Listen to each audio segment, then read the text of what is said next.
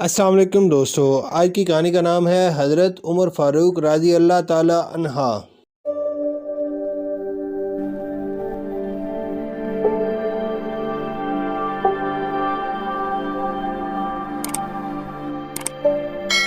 حضرت ابو بکر صدیق رضی اللہ تعالی عنہ کے وصال کے بعد حضرت عمر فاروق رضی اللہ تعالی عنہ خلیفہ منتخب ہوئے۔ ان کا دور خلافت اسلامی فتوحات کا سنہری دور تھا۔ ان کے دور میں شام، مصر، عراق اور ایران کے کئی علاقے فتح ہوئے۔ انہوں نے اپنے عہد خلافت میں اسلامی حکومت کی حدود کو وسیع کیا۔ حضرت سیدنا عمر فاروق رضی اللہ تعالی عنہ نے ایسا نظام ترتیب دیا جو آج تک پوری دنیا میں رائج ہے۔ انہوں نے سن ہجری کا آغاز کیا، جیل کا تصور دیا، مؤذن کی تنخواہیں مقرر کی، مسجدوں میں روشنی کا بندوبست کیا، پولیس کا محکمہ بنایا، دنیا میں پہلی بار دودھ پیتے بچوں، معذوروں، بیواؤں اور بے آسراؤں کے وظیفے مقرر کیے، فوجی چھاؤنیاں بنوائیں اور فوج کا باقاعدہ محکمہ قائم کیا، اور بے انصافی کرنے والے ججوں کو سزا دینے کا سلسلہ بھی شروع کیا، اور دنیا میں پہلی بار با اختیار لوگوں کا احتساب بھی شروع کیا۔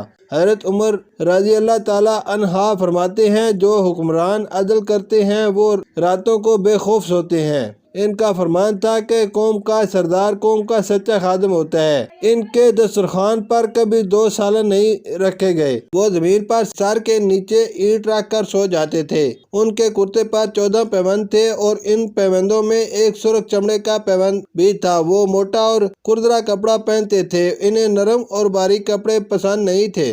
آپ رضی اللہ تعالی عنہ جب کسی کو گورنر بناتے تھے تو اسے نصیحت فرماتے، کبھی ترکی گھوڑے پر سوار نہ ہونا، باریک لباس نہ پہننا، چھنا ہوا آٹا نہ کھانا، دربان نہ رکھنا اور کسی فریادی کے آنے پر دروازہ بند نہ کرنا۔ حضرت عمر رضی اللہ تعالی عنہ کا یہ فقرہ آج بھی انسانی حقوق کے چارٹر کی حیثیت رکھتا ہے۔ مائیں بچوں کو آزاد پیدا کرتی تھی، تم نے کب سے انہیں غلام بنا لیا۔ وہ اسلامی دنیا کے پہلے خلیفہ تھے جنہیں امیر المومنین کا خطاب دیا گیا اور دنیا کے واحد حکمران تھے جو فرمایا کرتے تھے، میرے دور میں اگر فرات کے کنارے کوئی کتا بھی بھوک سے مر گیا تو اس کی سزا مجھ کو بھگتنا ہوگی۔ حضرت عمر فاروق رضی اللہ تعالی عنہ نے اپنے دور میں جس خطے میں اسلام کا جھنڈا لہرایا، وہاں سے آج بھی اللہ تعالیٰ کی صدائیں آتی ہیں۔ وہاں آج بھی لوگ اللہ تعالیٰ کے سامنے سجدہ کرتے ہیں۔ ان کا